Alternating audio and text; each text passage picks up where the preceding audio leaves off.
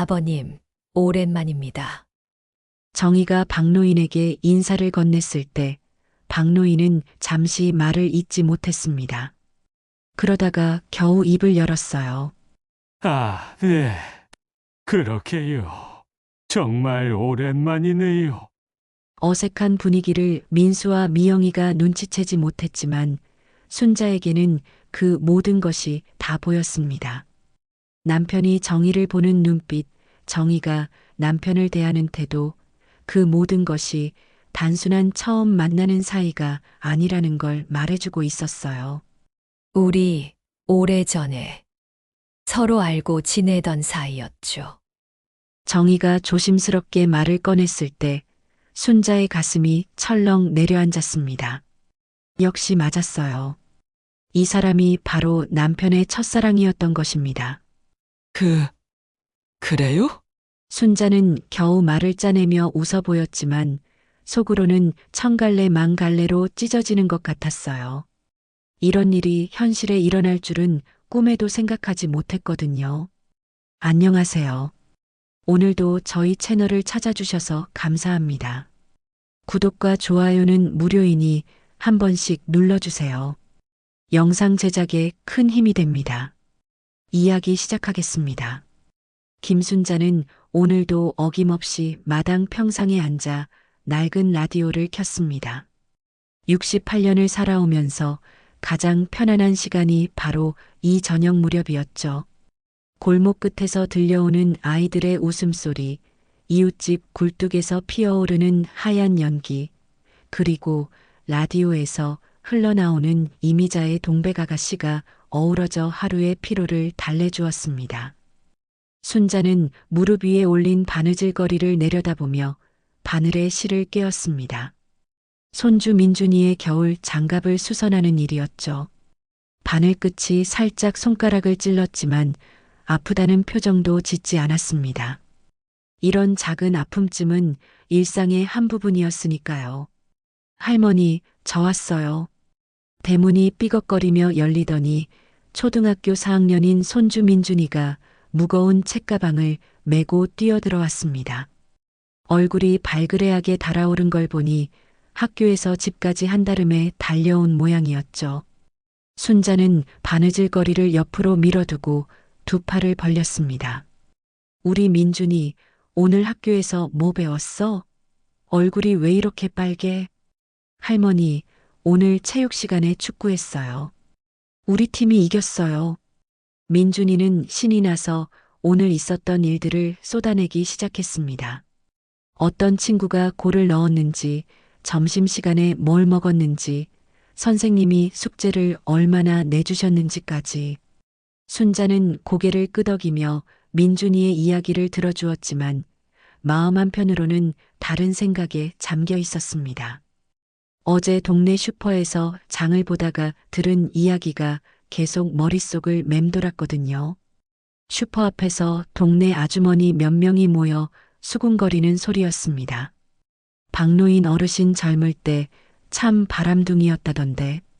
윤정이라고 그 동네 제일 예쁘다던 처녀랑 연애하다가 집안에서 반대해서 못 이뤘다잖아. 아이고, 그래도 지금 순자네 할머니랑 잘 사시잖아. 옛날 일을 왜 들춰내? 그래도 첫사랑은 못 잊는다고 하던데. 순자네 할머니 불쌍해. 그 순간 순자의 가슴이 철렁 내려앉았습니다. 물론 남편의 과거에 대해 완전히 모르는 건 아니었어요. 결혼 전에 사귄 여자가 있다는 얘기도 들었고, 그래서 뭐 어쩌라는 건지 싶기도 했죠. 하지만 구체적인 이름까지 언급되면서 동네 사람들 입에 오르내리니 기분이 묘했습니다. 할머니, 왜 멍하니 계세요?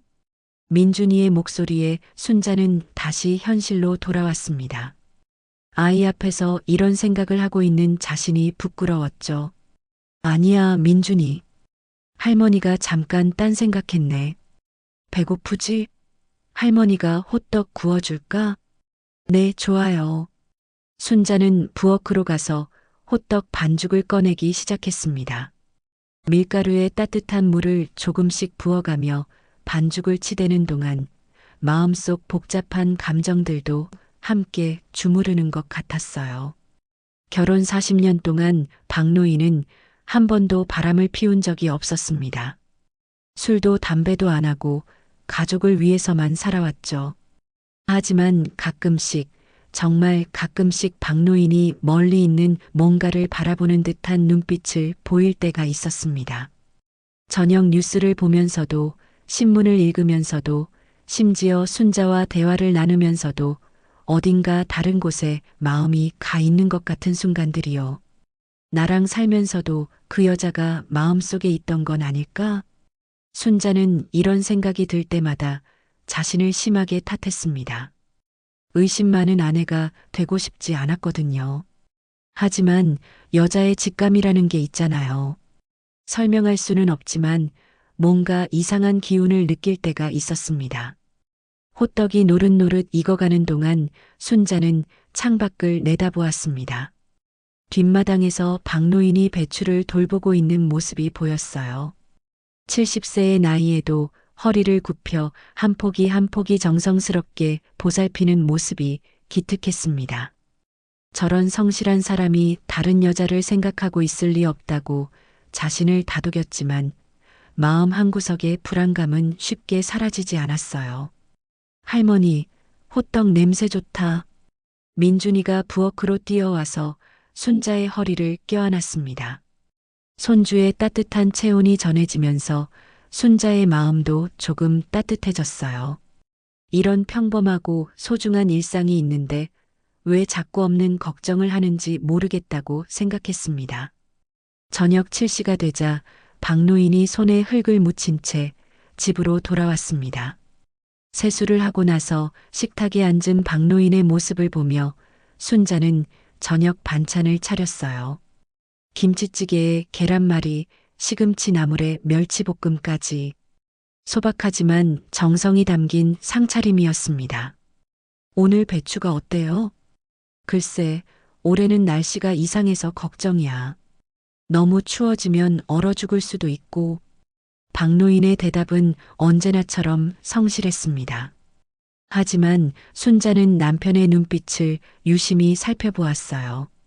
혹시 어딘가 다른 곳을 생각하고 있는 건 아닌지, 마음속에 다른 누군가가 있는 건 아닌지 확인하고 싶었거든요. 저녁 식사를 마치고 온 가족이 거실에 둘러앉아 텔레비전을 보는 시간이 되었습니다. 민준이는 애니메이션에 푹 빠져 있었고 박노인은 뉴스에 집중하고 있었어요. 순자만 혼자서 복잡한 생각에 잠겨 있었습니다. 이런 평온한 일상이 언제까지 계속될 수 있을까 하는 막연한 불안감이 엄습했거든요. 일주일이 지난 어느 일요일 오전, 순자의 집은 분주했습니다. 오늘은 큰아들 민수의 상견례가 있는 날이었거든요. 민수는 3년 전부터 사귀던 여자친구와 결혼을 약속했고 드디어 양가 부모님이 만나는 자리를 갖게 된 것이었습니다. 순자는 새벽부터 일어나 정성껏 준비한 한복을 꺼내 입었어요. 연보라색 저고리에 자주색 치마를 입고 머리도 단정하게 빗어 올렸습니다. 거울 앞에서 자신의 모습을 살펴보며 깊은 한숨을 내쉬었죠. 68세의 나이가 고스란히 드러나는 주름진 얼굴이었지만 오늘만큼은 며느리 될 사람의 어머니 앞에서 당당하고 싶었습니다. 여보, 준비됐어? 박노인도 평소와 다르게 정장을 차려입고 나왔습니다. 회색 양복에 감색 넥타이를 맨 모습이 제법 근사했어요. 결혼식도 아닌데 이렇게 격식을 차리는 게 어색하긴 했지만 첫 만남이니만큼 예의를 지켜야겠다고 생각했습니다. 상견례 장소는 시내 한 호텔의 한정식집이었습니다. 민수가 미리 예약해둔 곳이었죠. 순자와 박노인은 택시를 타고 호텔로 향했어요.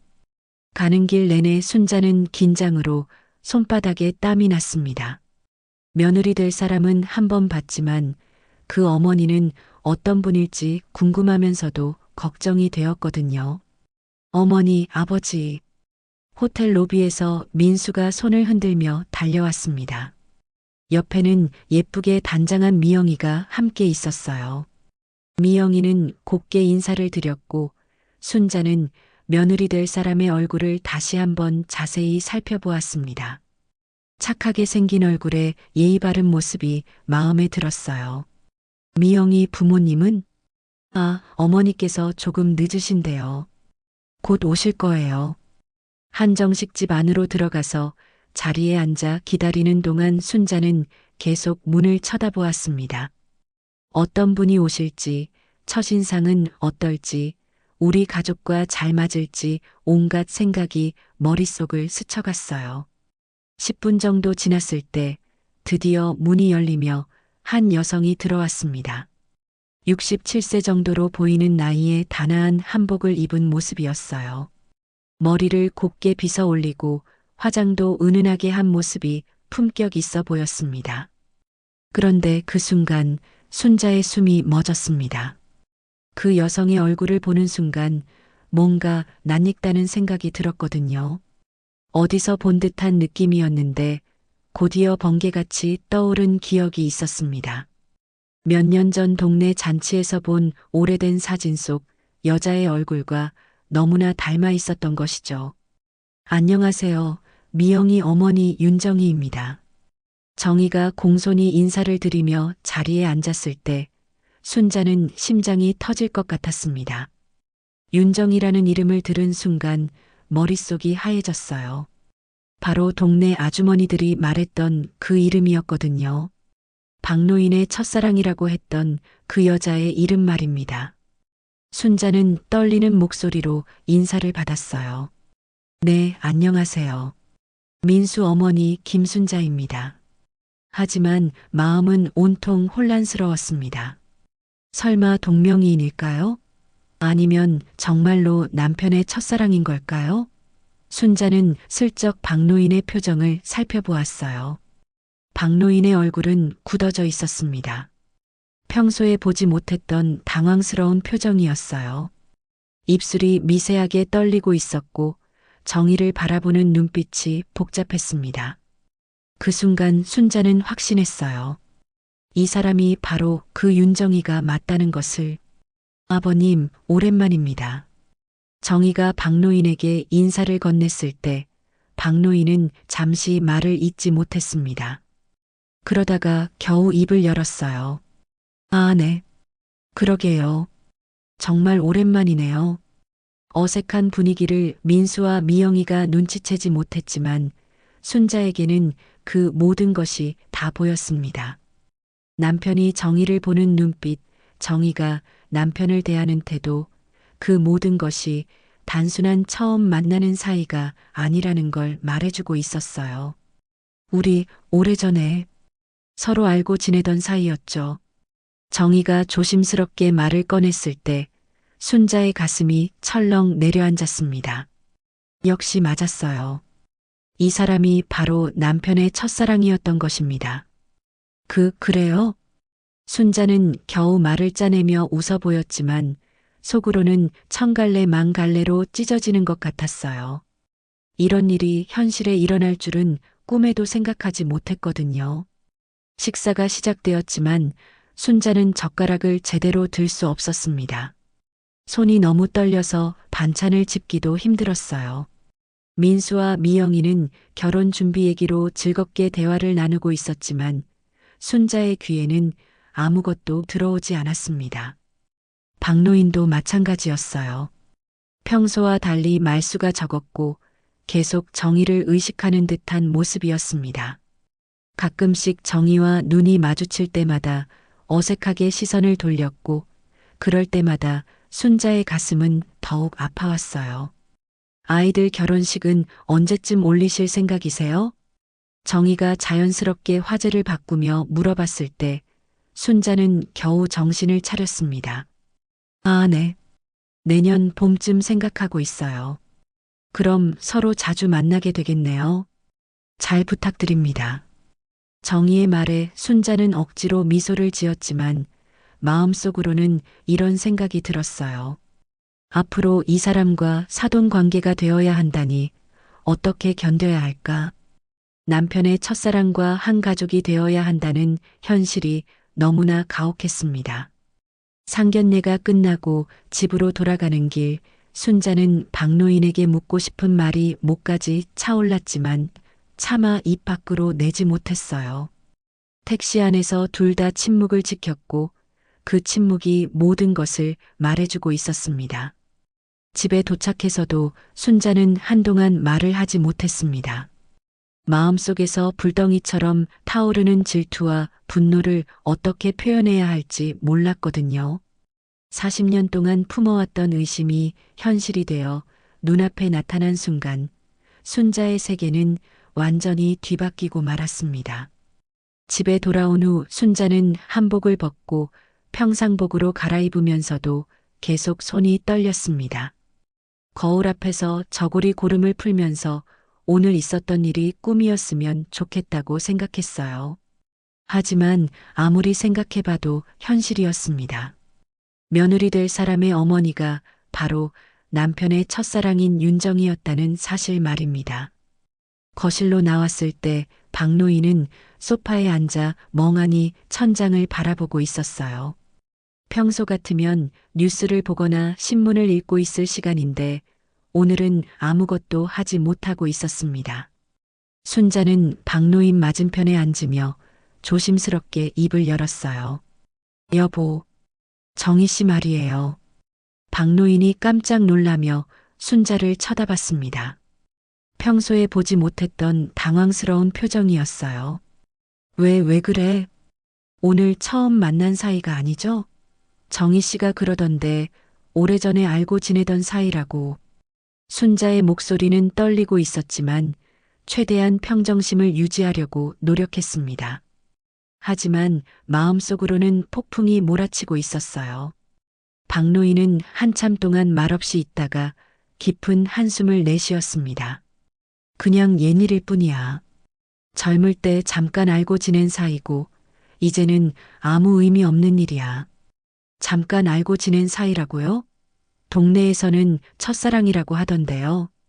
순자의 목소리가 조금씩 높아지고 있었습니다. 40년 동안 속으로 삭혔던 의심과 불안이 한꺼번에 터져 나오는 것 같았어요. 누가 그런 소리를 해? 그냥 어릴 때 이야기일 뿐인데. 박노인은 여전히 눈을 마주치지 못하고 있었습니다. 그 모습을 보며 순자의 의심은 더욱 커졌어요. 정말 아무것도 아니라면 왜 이렇게 당황하는 걸까요? 왜 제대로 설명하지 못하는 걸까요? 그럼 왜 오늘 정희 씨를 보고 그렇게 놀랐어요? 왜 말도 제대로 못했어요? 갑자기 만나서 놀란 거야. 몇십 년 만에 보는 거니까. 박노인의 대답은 변명처럼 들렸습니다. 순자는 더 이상 참을 수 없어서 자리에서 일어났어요. 정말 아무것도 아니라면 왜 지금까지 정희 씨 얘기를 한 번도 안 했어요? 왜 숨겼어요?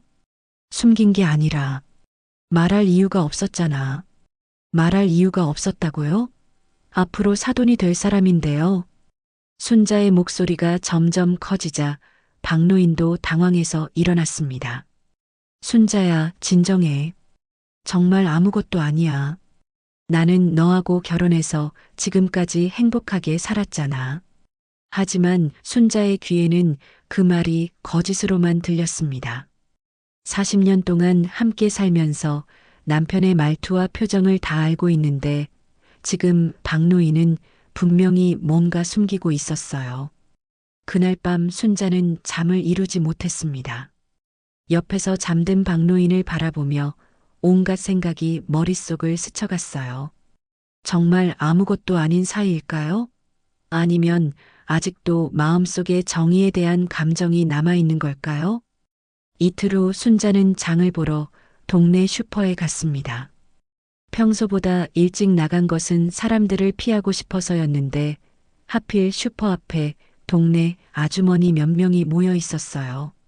아, 순자네.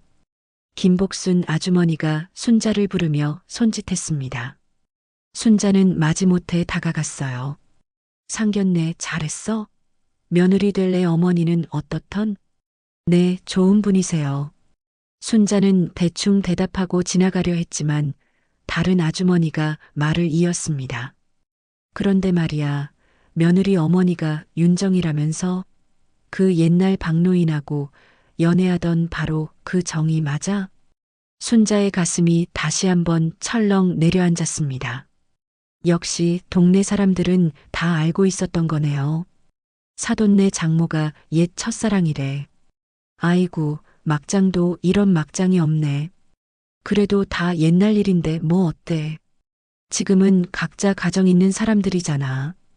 그래도 기분이 이상하긴 하겠네. 순자네가 얼마나 속상하겠어. 아주머니들의 수군거림을 들으며 순자는 얼굴이 화끈거렸습니다. 동네 사람들이 모두 이런 식으로 수군거리고 있다는 사실이 부끄럽고 화났어요. 전 먼저 가볼게요. 순자는 급히 장을 보고 집으로 돌아왔습니다. 집 앞 골목길에서도 이웃들의 시선이 느껴졌어요. 모두들 순자를 보며 수군거리는 것 같았습니다. 그날 저녁 민수가 집에 왔을 때 순자는 아들에게 조심스럽게 물어봤어요. 민수야, 미영이 어머니에 대해서 얼마나 알고 있니? 어머니요? 왜요? 좋은 분이던데요. 그분이 아버지하고 옛날에 아는 사이였다던데. 민수는 잠시 놀란 표정을 지었다가 이내 웃었습니다. 아, 그거요? 미영이한테 들었어요. 어렸을 때 같은 동네에 살았다고 하더라고요. 그런데 그게 뭐가 문제예요? 문제가 아니라 그냥 궁금해서. 순자는 더 이상 말을 꺼낼 수 없었습니다. 아들에게 아버지의 첫사랑 얘기를 어떻게 할 수 있겠어요? 며칠이 지나면서 순자의 마음은 더욱 복잡해졌습니다. 박노인은 평소보다 더 조심스럽게 행동했고 정의 얘기만 나오면 어색해했어요. 그런 남편의 모습을 볼 때마다 순자의 의심은 더욱 깊어갔습니다. 어느 날 저녁 순자는 홀로 마당에 앉아 별을 보고 있었습니다. 40년 동안 함께 살아온 남편이지만 지금은 완전히 다른 사람처럼 느껴졌어요. 과연 박노인이 자신을 진심으로 사랑했던 걸까요? 아니면 정의를 포기할 수 없어서 차선책으로 자신을 선택한 걸까요? 이런 생각들이 머릿속을 맴돌면서 순자는 점점 확신을 잃어갔습니다. 결혼 40년 동안 쌓아온 믿음과 사랑이 한순간에 무너져 내리는 것 같았어요. 앞으로 정의와 사돈 관계가 되어야 한다는 현실 앞에서 순자는 막막함을 느꼈습니다. 그날 밤에도 순자는 잠들지 못했습니다. 옆에서 잠든 박노인의 얼굴을 바라보며 이 사람의 마음속 깊은 곳에는 아직도 윤정이가 자리 잡고 있을지도 모른다는 생각에 가슴이 미어졌어요. 일주일이 지나고 결혼 준비가 본격적으로 시작되었습니다. 민수와 미영이가 예식장도 정하고 청첩장 디자인도 골라야 한다며 양가 어머니들에게 함께 가자고 했어요. 순자는 정의와 다시 만나야 한다는 생각에 마음이 무거웠지만 아들의 결혼 준비를 위해서는 어쩔 수 없었습니다. 미영이네 집은 아파트 단지 안에 있는 깔끔한 24평 집이었어요. 현관문을 열고 들어서자 정희가 반갑게 맞아주었습니다. 어머님, 어서 오세요. 멀리서 오시느라 고생하셨어요. 아니에요. 별로 멀지도 않은걸요. 순자는 억지로 미소를 지으며 인사했지만 마음속으로는 여전히 불편했어요. 정희와 마주 앉아 있자니 자꾸 남편과의 과거가 떠올라서 집중하기 어려웠습니다. 거실 소파에 앉아서 청첩장 샘플들을 보면서 이야기를 나누고 있을 때 미영이가 부엌에서 차를 준비하느라 바쁘게 움직이고 있었어요. 정희도 미영이를 도우러 부엌으로 가면서 순자에게 말했습니다. 어머님, 잠시만 기다리세요. 금방 차 준비해 드릴게요. 혼자 거실에 남겨진 순자는 어쩐지 마음이 답답해서 발코니 쪽으로 나가 바람을 쐬려고 했어요. 발코니 문을 열려는데 옆에 있는 작은 서재가 눈에 들어왔습니다. 문이 반쯤 열려 있어서 안이 보였는데 책장과 작은 책상이 있는 조용한 공간이었어요. 그런데 책상 위에 놓인 낡은 상자가 눈에 띄었습니다. 나무로 만든 작은 상자였는데 뚜껑이 살짝 열려 있어서 안에 편지들이 보였어요. 순자는 호기심을 참을 수 없어서 조심스럽게 서재 안으로 들어갔습니다. 상자 안에는 노랗게 바랜 편지들이 여러 통 들어 있었어요.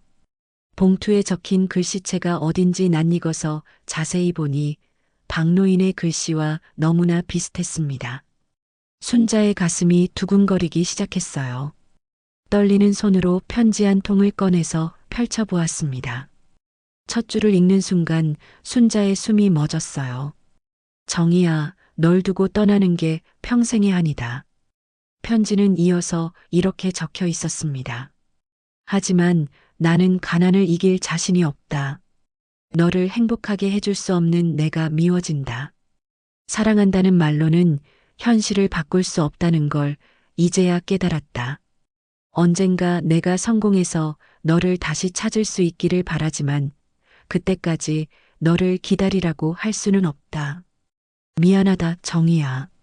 정말 미안하다. 편지 끝에는 또렷하게 박노인의 이름이 적혀 있었습니다. 1970년 6월이라는 날짜도 함께요. 순자는 편지를 들고 있는 손이 덜덜 떨렸습니다. 마치 하늘이 무너지는 것 같았어요. 남편이 자신과 결혼하기 전에 정희에게 이런 편지를 썼다는 사실이 믿어지지 않았습니다. 그것도 이렇게 애절하고 간절한 마음을 담아서 말이에요. 다른 편지들도 펼쳐보니 모두 비슷한 내용이었습니다. 정의를 사랑하지만 가난 때문에 포기해야 한다는 절망감, 언젠가 다시 만날 수 있기를 바라는 간절함이 가득 담겨 있었어요. 그 중에서도 가장 충격적인 부분은 이런 내용이었습니다. 다른 사람과 결혼하게 되더라도 내 마음속에는 영원히 내가 있을 거다. 이게 내가 널 향한 마지막 약속이다. 순자는 편지를 읽으면서 눈물이 주체할 수 없이 쏟아져 내렸어요. 40년 동안 자신과 함께 살면서도 남편의 마음 한구석에는 계속 정의가 있었던 거네요. 자신은 그저 차선책이었던 걸까요? 정의를 포기한 대신 선택한 사람이었던 걸까요? 어머님? 뒤에서 정의의 목소리가 들렸습니다. 순자는 깜짝 놀라서 돌아봤어요. 정희가 차를 들고 서재 입구에 서 있었는데 순자가 편지를 들고 있는 모습을 보고는 얼굴이 하얗게 질렸습니다. 그건 정희가 당황해서 말을 더듬거렸지만 순자는 이미 모든 것을 알아버린 상태였어요. 편지를 바닥에 떨어뜨리면서 정희를 바라봤습니다. 이게 뭐예요? 이 편지들이 뭐냐고요? 순자의 목소리는 분노와 절망으로 떨리고 있었어요. 어머님, 미안해요. 설명드릴게요. 설명요? 뭘 설명해요? 우리 남편이 당신한테 쓴 편지잖아요. 당신을 사랑한다고, 포기할 수 없다고 쓴 편지 말이에요. 순자의 목소리가 점점 커지자 부엌에 있던 미영이가 놀라서 뛰어왔어요. 어머니, 무슨 일이에요? 하지만 순자는 미영이의 말을 들을 수 없었습니다.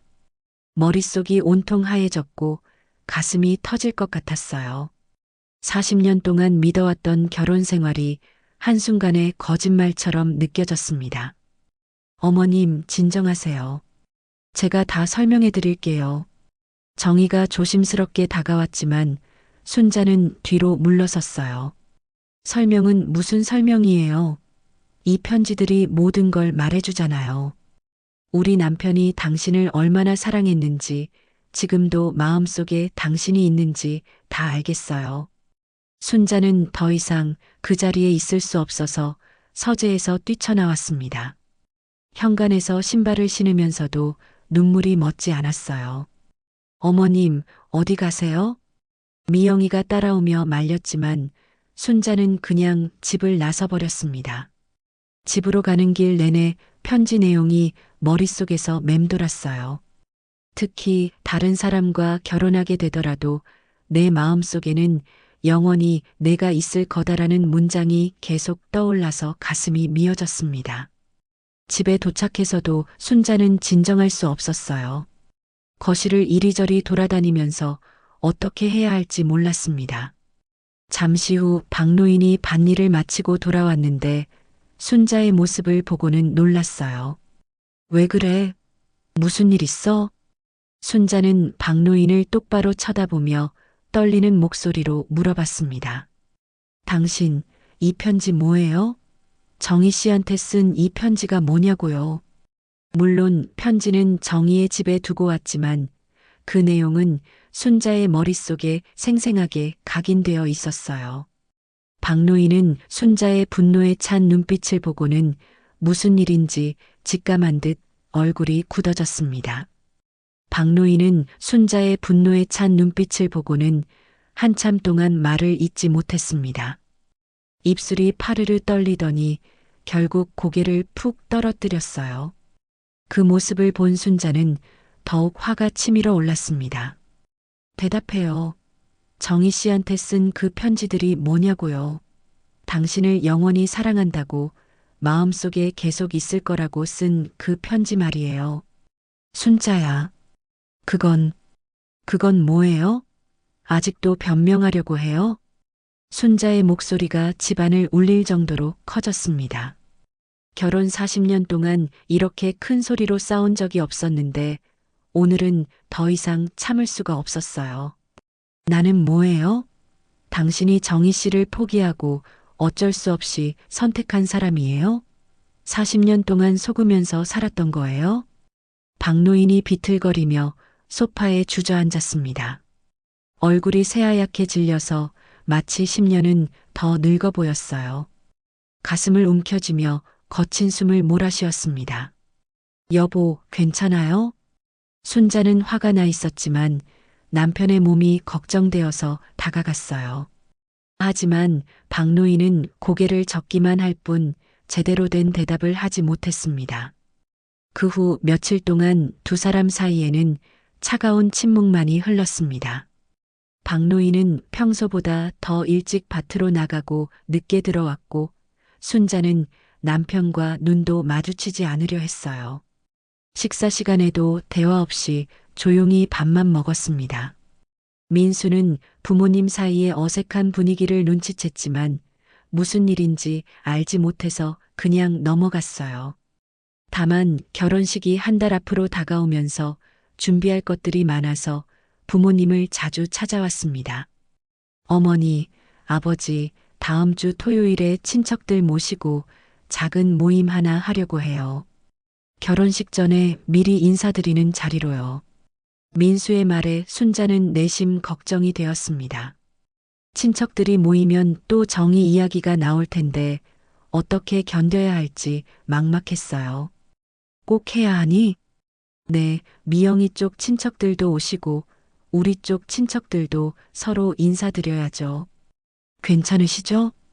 박노인은 아무 말 없이 고개만 끄덕였고 순자도 할 수 없이 동의했습니다.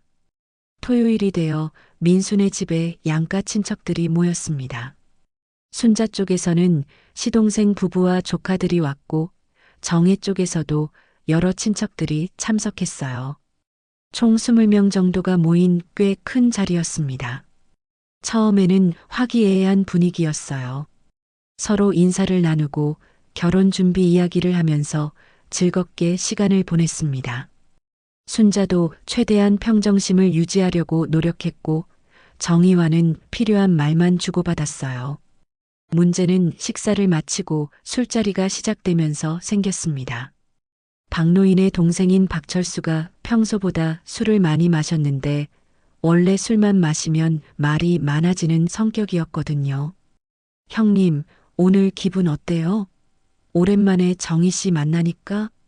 박철수가 웃으면서 던진 말에 자리가 순간 조용해졌습니다. 순자의 얼굴이 굳어졌고 박노인도 당황한 표정을 지었어요. 무슨 소리야, 철수야. 아, 형님도 참. 숨길 게 뭐 있어요? 다 아는 사이인데. 젊을 때 연애했던 사이잖아요. 철수야, 그만해. 박노인이 제지했지만 박철수는 이미 많이 취해서 멈출 기색이 없었어요. 아니, 이게 얼마나 신기한 일이에요? 첫사랑이 며느리 어머니가 되다니. 드라마에서나 볼 법한 일이죠? 친척들이 웅성거리기 시작했습니다. 어떤 이는 놀란 표정을 짓고 어떤 이는 흥미롭다는 듯 수군거렸어요. 분위기가 점점 이상해지고 있었습니다. 삼촌, 그런 말씀 마세요. 민수가 당황해서 말렸지만 박철수는 더욱 큰 소리로 말을 이었어요. 뭐가 문제야? 예쁜 얘기잖아. 첫사랑끼리 헤어졌는데 세월이 지나서 사돈이 됐다는 거 아니야?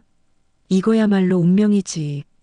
순자는 더 이상 참을 수 없어서 자리에서 일어났습니다. 그만하세요. 순자의 외침에 모든 사람들이 순자를 바라봤어요. 눈에는 눈물이 맺혀 있었고 온몸이 떨리고 있었습니다. 40년 동안 저를 속이고 살았던 분이랑 무슨 예쁜 이야기가 있어요. 아직도 다른 여자를 마음속에 품고 있는 남편과 어떻게 살아야 해요? 자리가 완전히 얼어붙었습니다. 아무도 감히 말을 할 수 없었어요. 민수는 얼굴이 창백해졌고 미영이는 울음을 터뜨렸습니다. 어머니, 민수가 순자에게 다가가려 했지만 순자는 손을 내저으며 물러섰어요. 미안해, 민수야. 어머니가 너희 결혼을 망치고 싶었던 게 아니야. 하지만 더 이상 참을 수가 없어. 그때 박노인이 갑자기 으억하는 소리를 내며 가슴을 움켜쥐었습니다. 얼굴이 새하얗게 되더니 그대로 바닥에 쓰러졌어요. 아버지, 형님, 사람들이 모두 달려들었지만 박노인은 의식을 잃은 상태였습니다. 숨소리도 가쁘고 맥박도 불규칙했어요. 119 불러요, 빨리. 민수가 소리치며 전화를 걸었고 곧이어 구급차 사이렌 소리가 들려왔습니다. 순자는 쓰러진 남편을 붙잡고 흐느껴 울었어요. 여보, 정신 차려요. 여보. 하지만 박노인은 깨어나지 못했습니다. 구급대원들이 와서 응급처치를 한 후 병원으로 옮겨갔지만 의식을 회복하지 못한 채 중환자실에 입원하게 되었어요. 병원 복도에서 순자는 자책감에 시달렸습니다. 자신이 너무 감정적으로 행동한 탓에 남편이 쓰러진 건 아닐까 하는 생각에 눈물이 멈추지 않았어요. 민수도 미영이도 모든 친척들도 충격에 빠져 있었습니다. 그날 밤 순자는 중환자실 앞 의자에서 밤을 새웠습니다. 남편의 상태가 호전되기를 기도하면서도 한편으로는 이 모든 일이 어떻게 해결될지 막막했어요. 40년 결혼 생활이 하루아침에 무너져 내린 것 같았고 아들의 결혼도 엉망이 되어버렸습니다. 병원 중환자실 앞 복도에서 순자는 이틀째 잠을 제대로 이루지 못했습니다. 딱딱한 의자에 앉아서 남편의 소식을 기다리는 동안 마음속으로는 온갖 자책과 후회가 밀려왔어요. 의사 선생님은 심근경색이라고 했는데 스트레스가 주요 원인이라는 말을 들으니 더욱 죄책감이 들었습니다. 민수는 회사도 쉬고 병원에서 어머니를 돌보고 있었어요. 미영이도 매일 와서 순자 곁을 지켜주었지만 순자는 며느리가 될 사람에게 미안한 마음뿐이었습니다. 이 모든 소동의 시작이 자신 때문이라는 생각에 고개를 들 수가 없었거든요. 어머님, 조금이라도 드세요. 이러시면 몸이 못 버텨요. 미영이가 죽을 건네며 걱정스러운 표정으로 말했지만 순자는 목구멍으로 아무것도 넘어가지 않았어요. 괜찮다, 미영아. 너나 집에 가서 쉬어. 아니에요. 저도 아버님이 걱정돼서 못 가겠어요. 미영이의 착한 마음을 알기에 순자는 더욱 미안했습니다. 자신의 감정 때문에 이 좋은 아이의 결혼을 망칠 뻔했다는 생각에 가슴이 아팠어요. 그날 오후 복도 끝에서 누군가 조심스럽게 걸어오는 모습이 보였습니다. 순자가 고개를 들어보니 정이었어요. 손에는 보온병과 작은 가방을 들고 있었는데 얼굴에는 깊은 근심이 어려 있었습니다. 순자 씨, 정희가 조심스럽게 순자에게 다가와서 인사했습니다.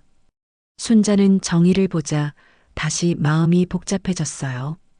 화가 나면서도 한편으로는 이 사람도 힘들어하고 있다는 것을 느낄 수 있었습니다. 왜 여기까지 와요? 미영이한테 들었어요. 아버님이 많이 아프시다고. 그래서 음식이라도 좀 해가지고 왔어요. 정희는 보온병을 순자 앞에 놓으며 말했어요. 드시지 않으면 몸이 못 버텨요. 아버님이 깨어나셔도 어머님이 쓰러지시면 어떡해요? 순자는 정희의 배려에 고마우면서도 여전히 마음이 불편했습니다. 하지만 정희의 진심 어린 걱정을 느낄 수 있어서 거부할 수는 없었어요. 고맙습니다. 두 사람은 나란히 의자에 앉아서 조용히 시간을 보냈습니다. 중환자실 안에서는 여전히 박노인이 의식을 잃은 채 누워 있었고 각종 기계 소리만이 들려왔어요. 순자 씨, 한참 후에 정희가 조심스럽게 입을 열었습니다. 미안합니다. 정말 미안해요. 순자는 정희를 바라봤지만 아무 말을 하지 않았어요. 그 편지들 오래전에 버렸어야 했는데 바보같이 간직하고 있었어요. 어머님이 보실 줄 몰랐어요. 왜 간직하고 있었어요? 그렇게 소중했나요? 순자의 목소리에는 여전히 상처받은 감정이 묻어 있었습니다. 정희는 한참 동안 말없이 있다가 깊은 한숨을 내쉬며 이야기를 시작했어요. 젊을 때는 정말 박노인 씨를 사랑했어요. 하지만 떠난 건 제가 아니었어요. 노인 씨가 먼저 떠났어요. 순자는 정희의 말에 귀를 기울였습니다. 집안에서 반대가 심했거든요. 저희 아버지가 노인 씨는 가난해서 안 된다고 하셨고 노인 씨 부모님도 저를 탐탁지 않아 하셨어요. 그때 노인 씨가 편지를 남기고 갑자기 사라졌어요. 정희의 목소리가 떨리기 시작했습니다. 전 몇 달 동안 기다렸어요. 언젠가 돌아올 거라고 믿으면서. 그런데 노인 씨는 돌아오지 않았고 대신 어머님과 결혼했다는 소식을 들었어요. 순자는 이런 이야기를 들을 줄 몰랐어요. 지금까지는 정희가 박노인을 버렸거나 박노인이 정희를 포기하지 못해서 자신과 결혼한 줄 알았거든요. 그때 제가 얼마나 원망했는지 몰라요.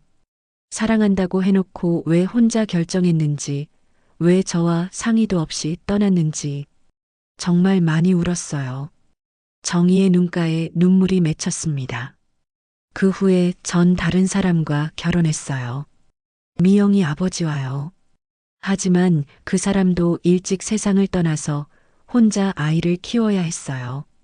정말 힘든 세월이었죠. 순자는 정희의 이야기를 들으면서 마음이 복잡해졌어요.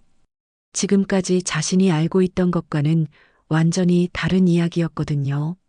그런데 왜 편지를 간직하고 있었어요? 처음에는 원망 때문이었어요. 언젠가 노인 씨를 만나면 이 편지를 보여주면서 따지고 싶었거든요.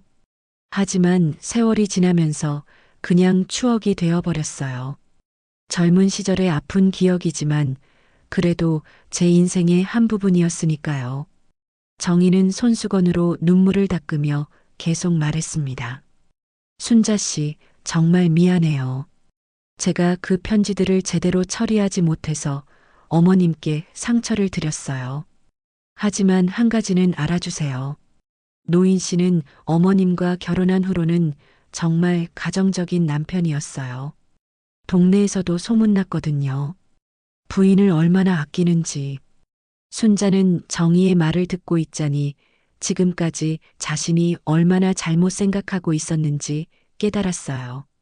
박노인이 정희를 마음속에 품고 살았다고 생각했는데 사실은 정희가 떠난 사람을 원망하면서 살았던 거였네요. 내가 평생 붙잡고 있던 게 사실은 내 그림자였구나. 순자가 중얼거리며 한숨을 내쉬었습니다. 40년 동안 품어왔던 의심과 질투가 모두 자신의 착각이었다는 걸 깨닫는 순간이었어요. 어머님? 아니에요. 제가 너무 어리석었네요. 남편을 믿지 못하고 괜한 의심만 했어요. 순자는 자신이 얼마나 남편을 힘들게 했을지 생각하니 더욱 후회스러웠습니다. 박노인은 젊은 시절의 실수를 평생 후회하면서 살았을 텐데 자신은 그런 남편을 이해하지 못하고 의심만 했던 거네요. 순자 씨, 더 이상 원망 말아주세요. 노인 씨는 정말 어머님을 사랑해요. 제가 봐도 그래요. 정희의 말에 순자의 마음이 조금씩 풀리기 시작했습니다. 그동안 쌓였던 오해와 미움이 서서히 녹아내리는 것 같았어요. 그때 중환자실에서 간호사가 나와서 말했습니다. 보호자분이신가요? 환자분이 의식을 회복하셨어요. 순자와 정희는 동시에 일어나서 중환자실로 향했습니다. 박노인이 드디어 깨어난 것이었어요. 중환자실 안에서 박노인이 천천히 눈을 뜨고 있었습니다. 각종 의료기기에 둘러싸인 채 산소 마스크를 쓰고 있는 모습이 무척 초라해 보였어요. 순자는 남편의 손을 꼭 잡으며 눈물을 흘렸습니다. 여보, 정신 차렸어요? 여보. 박노인은 순자의 목소리를 들으며 어렴풋이 고개를 돌렸어요. 시야가 흐릿했지만 순자의 얼굴이 보였습니다. 입술을 움직이려 했지만 산소 마스크 때문에 말이 나오지 않았어요. 의사가 와서 간단한 검사를 한 후 산소 마스크를 벗겨주었습니다. 박노인은 가쁜 숨을 몰아쉬며 겨우 입을 열었어요. 순자야, 미안해. 첫마디가 사과였습니다. 순자는 남편의 손을 더욱 꼭 잡으며 고개를 저었어요. 미안한 건 저예요, 여보. 제가 너무 감정적이었어요. 당신 몸도 생각 안 하고. 아니야. 내가 잘못했어. 진작에 말했어야 했는데. 박노인의 목소리는 약했지만 진심이 담겨 있었습니다. 순자는 정희로부터 들은 이야기를 떠올리며 남편을 바라봤어요. 이제야 남편이 얼마나 힘들었을지 조금은 이해할 수 있을 것 같았습니다. 의사 선생님이 안정을 취하셔야 한다고 하시니까 말씀은 나중에 하세요. 아니야. 지금 해야겠어. 더 이상 미룰 수 없어. 박노인은 힘겨워하면서도 이야기를 시작했습니다. 정희 씨와의 일, 다 사실이야. 젊을 때 사랑했던 건 맞아. 순자의 가슴이 다시 아파왔지만 이번에는 참고 끝까지 들어보기로 했어요. 하지만 내가 떠난 거야. 정희 씨가 날 버린 게 아니라 내가 도망친 거야. 박노인의 목소리에 깊은 후회가 묻어 있었습니다. 왜요? 왜 그랬어요? 가난했어. 정희의 집안에서 반대가 심했고 우리 집도 마찬가지였어. 그때 난 겁이 났어. 정희를 행복하게 해줄 자신이 없었어. 순자는 정희로부터 들었던 이야기와 비슷하다는 걸 깨달았어요. 두 사람 모두 상처받았던 거네요. 그래서 편지만 남기고 도망쳤어. 비겁했지. 정희 씨와 제대로 얘기도 안 하고 혼자 결정해버렸어. 박노인의 눈가에 눈물이 맺혔습니다. 그 후에 어떻게 됐는지 아니? 몇 년 후에 너를 만났고 너와 결혼했어. 하지만 결혼하기 전에 정희 씨가 어떻게 됐는지 확인해 보니 이미 다른 사람과 결혼한 후였어. 순자는 남편의 말을 조용히 들었어요. 지금까지 몰랐던 진실이 하나씩 밝혀지고 있었습니다. 순자야, 내가 너를 차선책으로 선택한 거 아니야. 정희 씨를 포기하고 나서 방황하던 시절에 너를 만났는데 너는 정말 좋은 사람이었어. 따뜻하고 포용력 있고. 박노인이 순자의 손을 꼭 잡으며 말했어요. 처음엔 죄책감 때문에 힘들었어. 정희 씨한테 상처를 줬다는 생각에. 그래서 너한테도 온전히 마음을 열지 못했던 것 같아.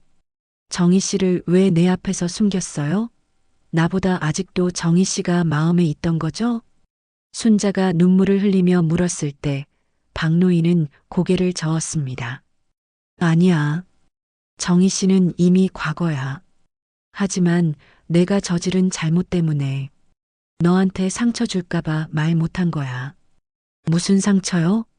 젊은 시절에 다른 여자를 그렇게 사랑했다는 걸 알면 너도 상처받을 것 같았어. 그래서 숨겼어. 비겁했지. 박노인의 고백을 들으며 순자는 복잡한 감정에 휩싸였어요.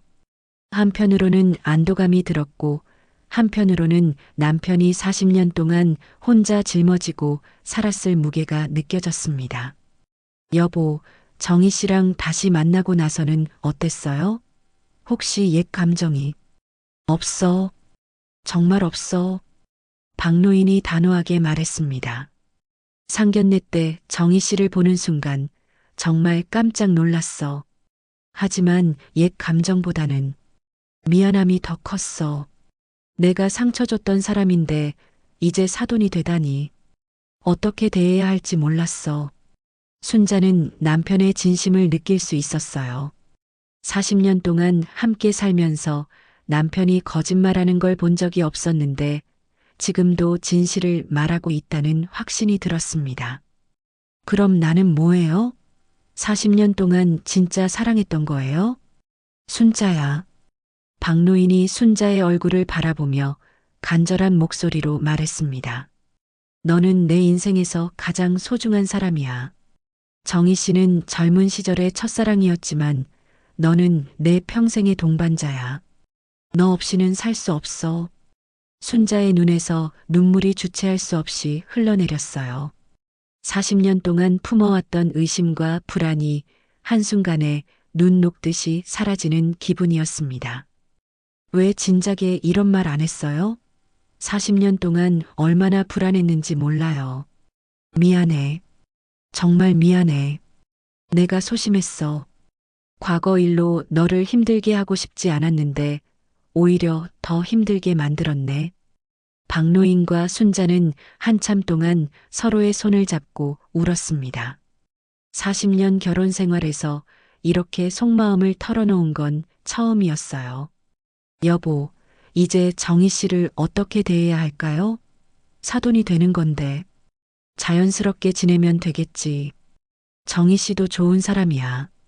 미영이를 보면 알 수 있어. 박노인의 말에 순자도 고개를 끄덕였어요.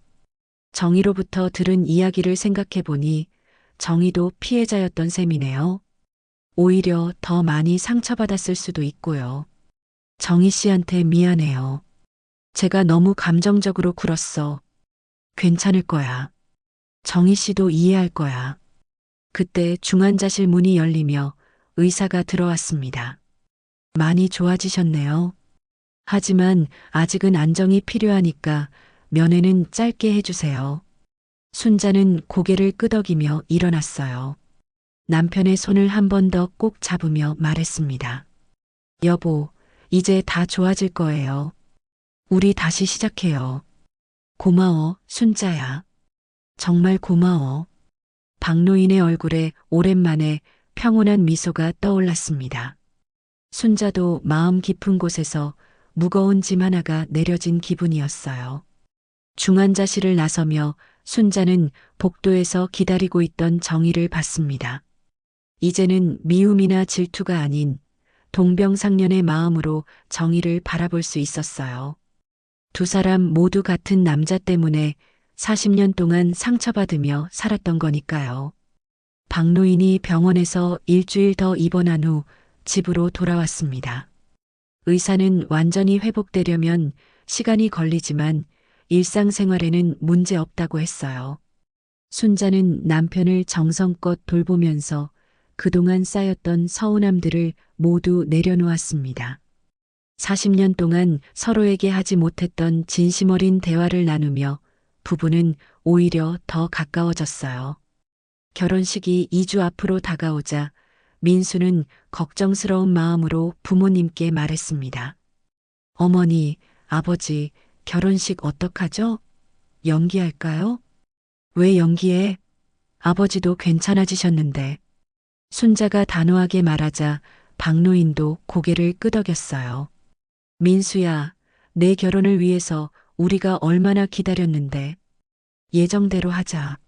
하지만 지난번 일 때문에 친척들도 어색해 하실 텐데요. 괜찮다. 시간이 지나면 다 이해하실 거야. 순자는 아들을 안심시키며 결혼 준비를 계속하기로 했습니다.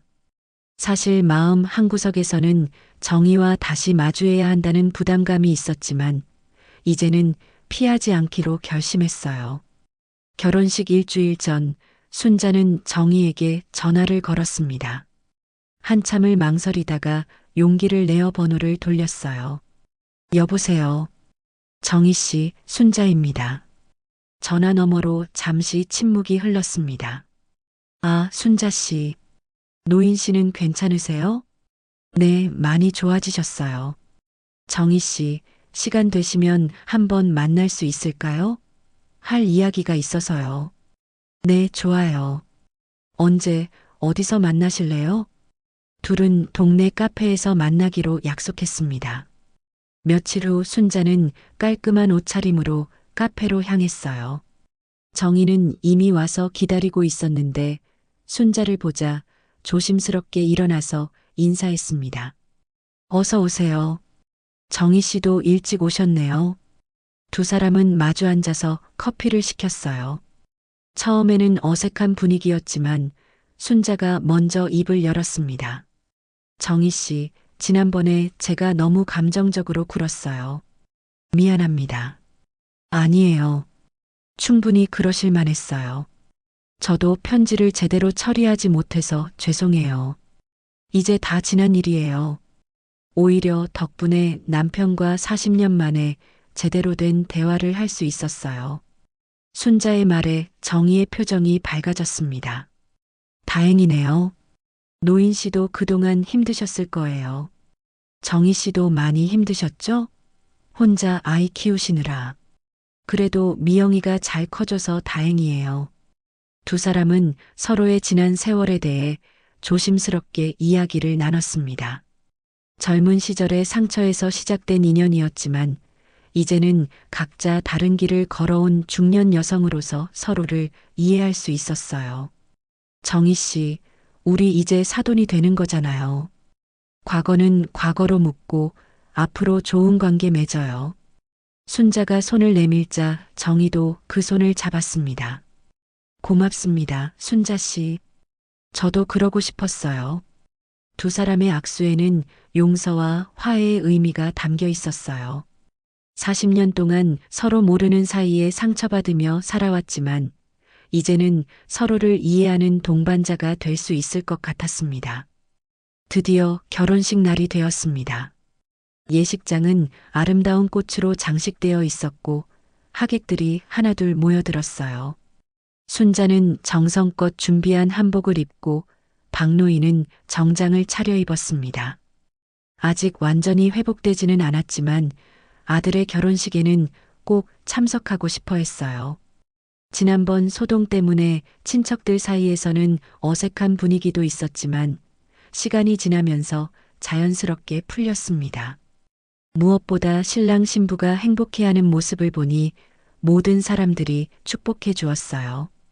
정희도 단아한 한복을 입고 참석했습니다. 순자와 눈이 마주쳤을 때 서로 따뜻한 미소를 주고받았어요. 이제는 적이 아닌 사돈으로서 두 사람 모두 아이들의 행복을 바라는 마음이었습니다. 결혼식이 시작되고 신랑 민수가 입장했을 때 순자는 가슴이 뭉클했어요.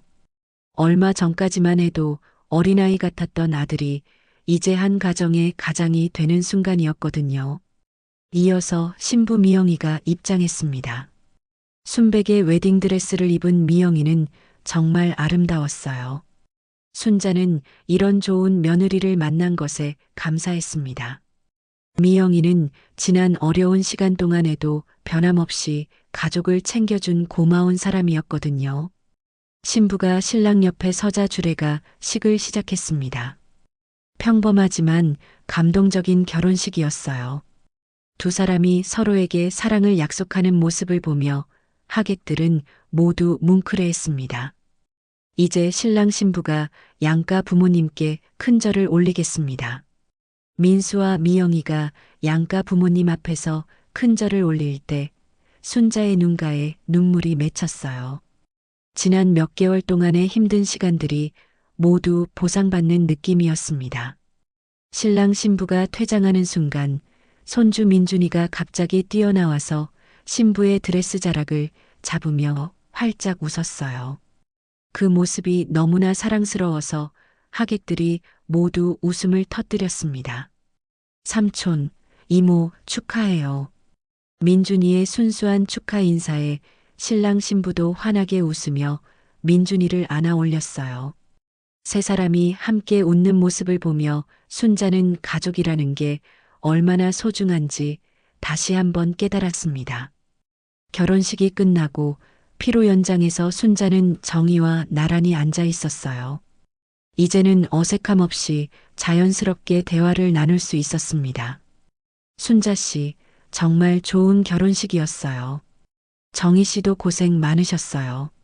미영이 정말 예쁘게 키우셨네요. 우리 이제 진짜 한 가족이네요. 정희의 말에 순자도 고개를 끄덕였어요. 과거의 상처는 이제 정말로 과거가 되었고 앞으로는 새로운 시작이었습니다. 저녁이 되어 집으로 돌아가는 길, 순자는 박노인의 팔짱을 끼고 걸었어요. 40년 전 신혼 때처럼 다정한 모습이었습니다. 여보, 오늘 정말 좋은 날이었네요. 그래. 민수도 좋은 사람 만났고, 우리도 다시 시작하는 것 같고, 박노인의 말에 순자는 미소를 지었어요. 긴 세월의 오해와 고통을 털어내고 다시 시작하는 부부의 모습이었습니다. 집에 도착해서 마당에 앉아 별을 바라보며 순자는 생각했어요. 인생에는 때로 큰 시련이 찾아오지만 그것을 통해 더 깊은 사랑을 배울 수 있다는 걸, 그리고 용서와 화해가 얼마나 소중한지도 말이죠. 순자의 눈가에는 긴 세월의 고통을 털어낸 따뜻한 눈물이 번졌습니다. 이제야 진정한 평화를 찾은 것 같았어요. 오늘 이야기 어떠셨나요? 구독과 좋아요 잊지 않으셨죠? 지금 한 번씩 꾹 눌러주세요. 감사합니다. 오늘도 좋은 하루 되세요.